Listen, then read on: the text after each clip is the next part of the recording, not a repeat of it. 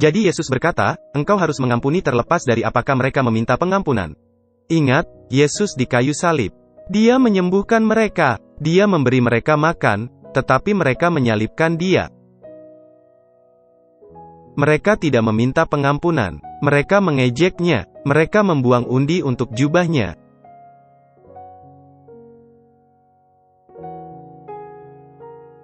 Mereka mengejeknya. Banyak dari mereka tidak pernah bertobat, tidak pernah berubah. Para murid menyangkal dia. Mereka tidak meminta pengampunan. Yesus mengampuni mereka. Jadi Yesus berkata, jika engkau ingin menjadi seperti aku, jika engkau ingin menjadi seorang Kristen, engkau harus mengampuni. Itu tidak berarti engkau harus membolehkan, itu tidak berarti engkau harus mengizinkannya, tetapi engkau harus mengampuni. Jika Yesus mengampunimu, engkau perlu mengampuni orang lain. Engkau perlu mencabut akar kepahitan, negatif, kebencian, dan membuangnya ke laut.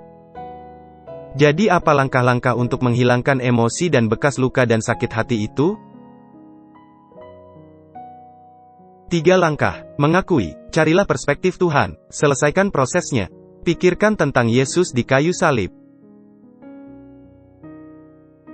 Dia tidak mengabaikannya. Dia berkata, Bapa, ampunilah mereka. Dia mengakui bahwa mereka telah berdosa terhadapnya.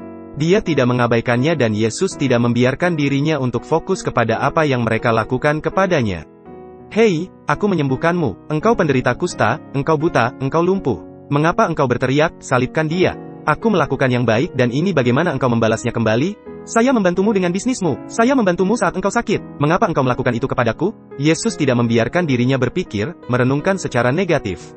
Tidak membiarkan dirinya menumpuk perasaan buruk. Dia tidak membiarkan dirinya memelihara, memikirkan apa yang mereka lakukan kepadanya. Dia mengakui, dia menghadapi kenyataan dan kemudian dia berkata, ampunilah mereka.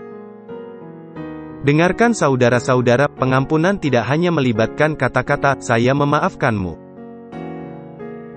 Tapi berurusan dengan emosi, jika engkau membiarkan dan memelihara perasaan negatif. Mereka akan menumbuhkan akar, dan engkau perlu berurusan dengan akar itu. Mereka akan mengambil alih. Apa yang engkau pelihara adalah apa jadinya engkau. Tanpa mengampuni, engkau tidak bisa mendapatkan pengampunan. Tanpa pengampunan tidak ada harapan.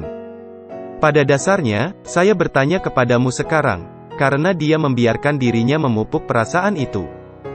Dia memikirkannya, mereka berakar, mereka mengambil alih.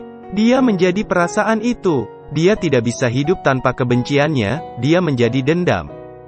Hanya pengampunan yang bisa membebaskannya. Dia membenci laki-laki sampai-sampai kebencian mengendalikannya. Dia bukan miliknya, dia milik kebencian. Saya tidak tahu apakah engkau memahami saya. Semua akar itu harus ditangani. Untuk diampuni dan mengampuni, engkau perlu juga menangani emosi. Jadi saya bertanya sekarang, ketika engkau tidak mengampuni, kedamaian siapa yang engkau hancurkan? Hidup siapa yang engkau hancurkan? Keselamatan siapa yang engkau hilangkan, ketika engkau tidak mengampuni? Apakah engkau memahami saya? Engkau perlu berurusan dengan akar-akar itu dari pohon itu, semua akar itu harus pergi, mereka harus dicabut. Dibuang ke laut, tidak diizinkan, tidak direnungkan, tidak didiami. Sama seperti Tuhan membuang dosa-dosamu ke laut, engkau perlu membuang semua perasaan buruk itu ke laut.